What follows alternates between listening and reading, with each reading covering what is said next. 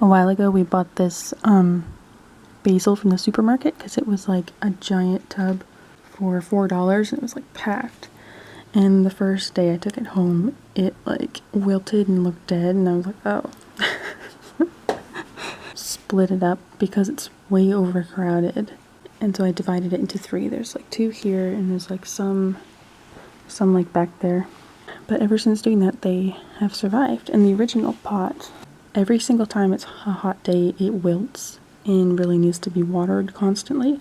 So I'm thinking that there's something about supermarket dirt that makes it more demanding to take care of. That's the secret. If you want your basil to live, split it up and get different dirt. These guys, however, I can't figure out. I can't even tell if it's alive, you know? It looks exactly like he did a year ago. Look at this cat. She's sitting like a queen. I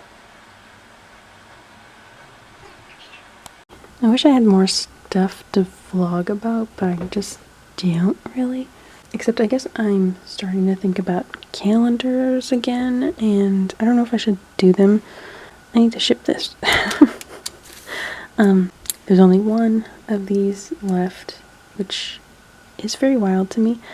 That was like the thing, because I told myself for a long time, after buying like lots of photo prints and stuff, I still have a pile of photo prints of my really old artwork that I don't really like that much. And getting rid of those just is so hard. And so I stopped making that kind of stuff because I didn't know how to sell it.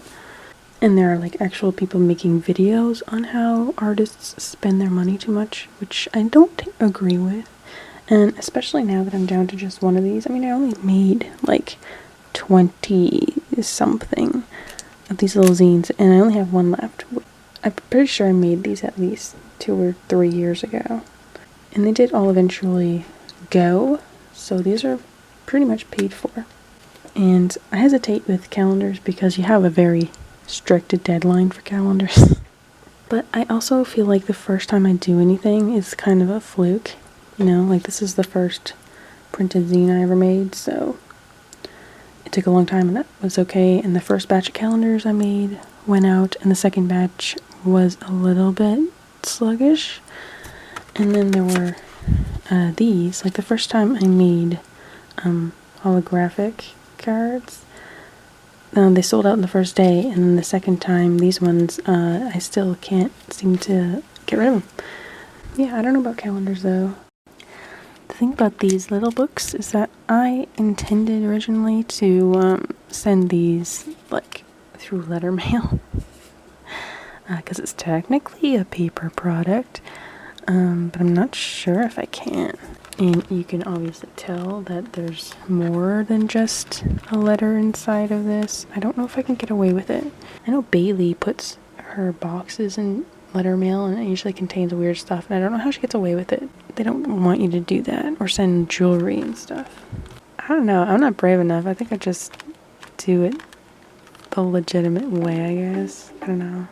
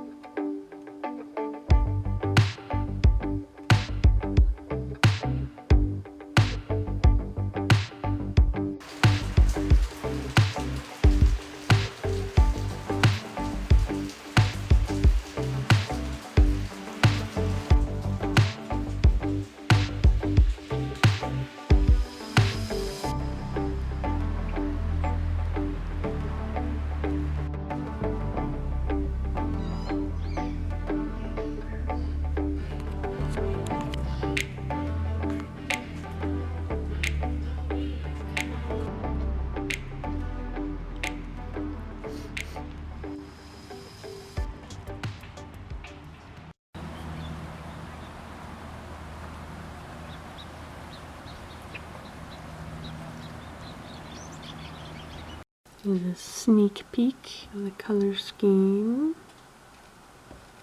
of the other one. Bedroom is not the place I want to be gessoing my book, but it is the first place that comes to mind. So for August, we were doing on the Patreon sketchbook group, imitating other artists, because that's kind of how we all learn and get our own style, is that we try new things and then see what can be incorporated and what sticks. So like I literally pretty much copied Rika's paintings because I don't know how she does it, but I just really liked her style of leaving lots of it kind of like undefined, and I think it looks like she uses like an opaque gouache to add details, which looks really interesting. Anyway, the point of this is I don't have a point. We're currently voting for the theme for September, which I can't believe it's September already. And this week I just have not had much to vlog about. I had to meet up with someone in public to exchange the commission that I did for her, which went well. And I was watching a video by Sunny Linduzzi. Sorry if I got that wrong. She's like a life coach in a way. My opinion on life coaches aside, she was talking about how important it is to not get caught up in overworking. She said there is a point where, or your return on investment, I guess, in this case, time and effort, has a limit. So you work hard and get a return on it, and then you'll continue to work harder and harder, and at some point it levels off, and so you're not actually gaining anything the harder you work at something, which leads to burnout. And I fall in and out of burnout a lot, even though like I don't have any issues with being strict about how many hours per day I do stuff, but my issue is more like I'm definitely not very directed well. Like I'm working hard but not in the right direction sometimes, I think, because I'm doing stuff but it's not really achieving much. And you know, I can try to do more stuff, but would that really help me at this point? Probably not. So I'm either just being really impatient or I'm just doing the wrong things. And one of the things that I find helps me the most is direct interaction on social media. So like if I look up a hashtag ArtShare on Twitter, for example, and I submit something there, I will usually get, you know, a couple of new followers immediately just from that one post alone. And whether those are valuable followers or not, I don't know. But if you did that every single day, then you would probably grow really quickly. And so I feel like I should do more stuff like that. And also just communicating with people directly on social media in general is a lot more effective than just posting and leaving. So there are definitely things that I could do differently rather than in addition to. But this week I feel like I've just been doing Patreon stuff because I think that I got caught up in coming back from vacation the end of July and no longer being ahead of the YouTube schedule. And I was also ahead on social media. I had something to post every weekday. I don't have a lot of things to work on. I think there's like pressure for us to have something new to post every single day, like art-wise, which is so much harder than like posting an inspirational photo every day or a selfie every day or a quote every day. Like when you're an artist, stuff takes time. So I think we just kind of hold ourselves to the standard that influencers hold themselves to, and it doesn't work. And I forget that I could probably just post really old stuff, you know? You never know, like, if people get sick of seeing the same thing every day. Because I definitely notice it when people I follow post the same thing a lot, which is why I don't do the ArtShare tags that frequently, because I don't want to like spam the same image over and over again. But yeah, I'm trying to like build up more things to post, and it's just really hard because a lot of the stuff I'm working on is like YouTube. So like if I'm ahead, I already have my art done for 7 days, like a week from now. So I can't really post it or else it's gonna spoil it. So the more ahead I work, the longer I have to wait to post it. And then the rest of the time it's Patreon stuff, which is kind of like, I don't want to say it's exclusive, but it kind of is. I don't know. Maybe it doesn't have to be, because there's more to like the Patreon sketching group than just showing my sketchbook. So like, because I'll do extra videos there and prompts and scavenger hunts and like I mail stuff. But anyway, that's what I'm working on this week.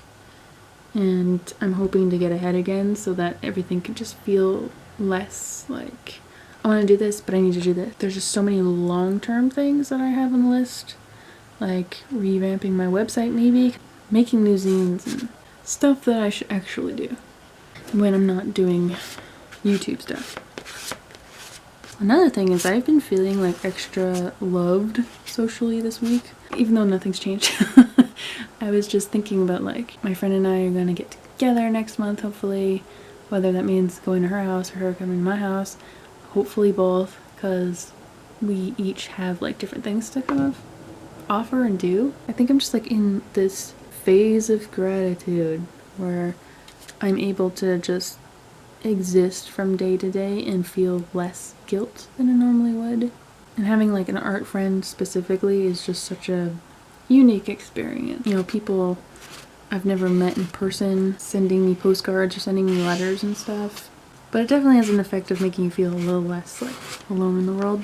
I don't know if you guys were like part of it or would remember Bolt.com in like the late 90s. It was social media that wasn't really recognized as social media, so it was just Facebook, but more like MySpace. A whole chat room system and polls and quizzes and blah blah blah blah blah.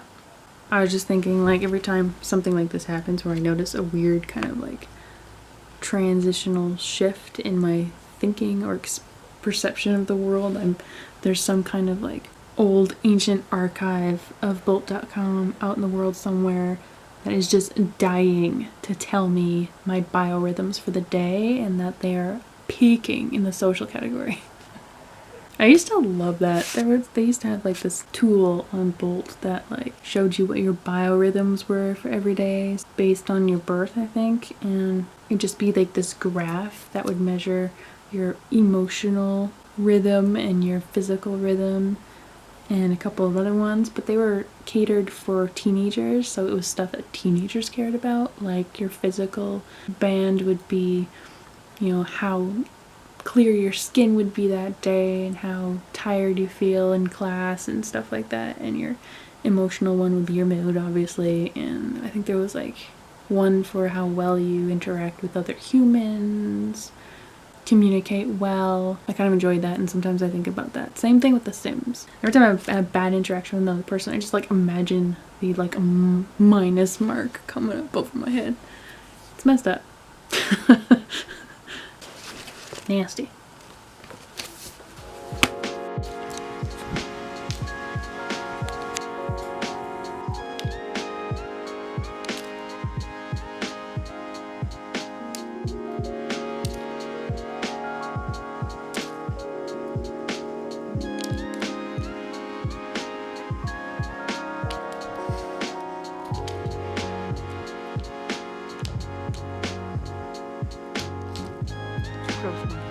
Whoa.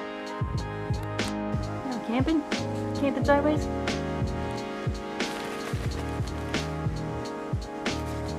Isn't that you? Are you in there? Ouch. Spicy cat. Someone's in there. What the heck? A fish. Someone left groceries in the grocery bag.